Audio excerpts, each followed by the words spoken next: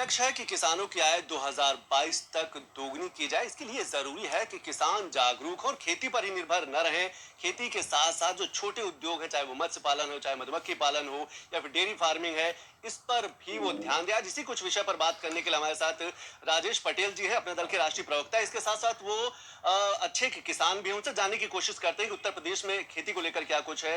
राजेश जी, मेरा सबसे पहला सवाल यह है आपसे कि जब हम किसानों की आय दोगुनी की बात करते हैं, तो आपको लगता है कि क्या किसानों में जागरूकता की कमी है या फिर वो कुछ ही खेती पर निर्भर करते हैं? देखिए, किसानों की आय बढ़ाने के लिए तीन चीजें बहुत जरूरी हैं। मिट्टी, मौसम और मार्केट, 3M।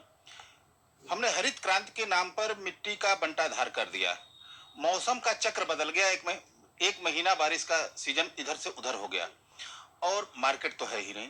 सरकार जो खरीद करती है, उसके अलावा अगर हम मार्केट में बेचने जाते हैं तो औने पौने दाम में बिचौलियों के सहारे हो जाते हैं।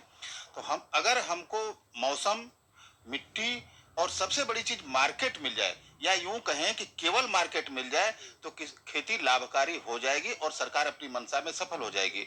लेकिन जब तक हमारी उपज बिकेगी नहीं उचित रेट में, तब तक किसानों की आय दोगुनी नहीं हो सकती। तो राजेश जी, मैं आपसे समझना चाहता हूँ कि देश के विकास में युवाओं की भूमिका काफी अहम मानी जाती है।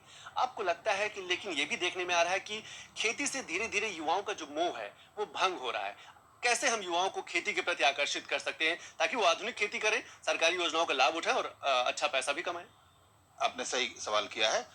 अभी हमारे सामने सबसे बड़ी चुनौती ये है कि किसानों की अगली पीढ़ी हम कैसे तैयार करें। ये सबसे बड़ी चुनौती है। अभी हम कर ले रहे हैं, हमारे बेटे नहीं तैयार होंगे। तो इसके लिए तमाम लड़के हैं जो इस चुनौती को भी स्वीकार कर रहे हैं और अच्छी अच्छी नौकरियों को, अच्छे अच्छे पैकेज की नौकरियों को छोड़ के आ रहे हैं खेती की तरफ। लेकिन वो तालाब खुदवा रहे हैं सरकारी योजनाओं का लाभ लेके, गोपालन कर रहे हैं, भैंस पालन कर रहे हैं, या और कुछ काम कर रहे हैं खेती से ही जुड़ा हुआ।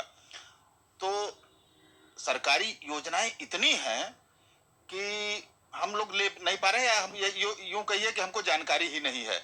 जागरूकता के अभाव में इसको लेके सरकार को और किसानों को जागरूक करना होगा कि हमारी इनकम कैसे बढ़ेगी। और जो युवा आ गए हैं कोरोना काल में तमाम युवा नौकरी छोड़ के आए हैं। हमारे गांव के ही बगल में एक लड़का है, वो नौकरी छोड़ के आया है इंजीनियरिंग की, और 3 तालाब, करीब करीब 1 करोड़ रुपए उसकी साल में कमाई होती है। जब 9 बीघे खेत में 20-25 हजार रुपए बीघे के प्रॉफिट के हिसाब से कितना हुआ जोड़ लीजिए। आजकल 1 करोड़ रुपए से कम नहीं कमा रहा है, सिर्फ मत्स्य पालन करके। पूरे खेत में तालाब छोटा छोटा छोटा छोटा खुदवा दिया, बड़ा सिस्टमेटिक ढंग से, और मछली का चारा भी उत्पादन कर रहा है साथ में। तो साइड बिजनेस हम करेंगे तो हमारा उत्पादन भी होगा और हमारी आय बढ़ेगी। समस्या देखने में आती है भंडारण की, कि अगर कोई सब्जी का बड़ा उत्पादक है, बड़ा किसान है, तो भंडारण की बड़ी समस्या आती है क्योंकि सब्जी है 2 या 3 दिन में खराब होने वाली है। तो आपको लगता है कि छोटे छोटे भंडारण गृह बनाने की जरूरत है, 4 गांव के बीच में एक छोटा सा भंडारण गृह बन जाए ताकि जो आसपास की सब्जी की खेती करने वाली, ऐसी फलों की खेती करने वाले, वो सुरक्षित रख सके? पूरे देश की समस्या है, किसी पर्टिकुलर समस्या नहीं है किसी क्षेत्र की। कि किसान अगर टमाटर का उत्पादन कर लिया तो उसे 4 दिन भी नहीं रख सकता, 4 दिन में सड़ने लगेगा। और औने पौने 50 पैसे किलो, 1 रुपए किलो में बेचता है। और जो व्यापारी 4 दिन रख लिया तो वो उसी को 20 रुपए किलो बेचता है।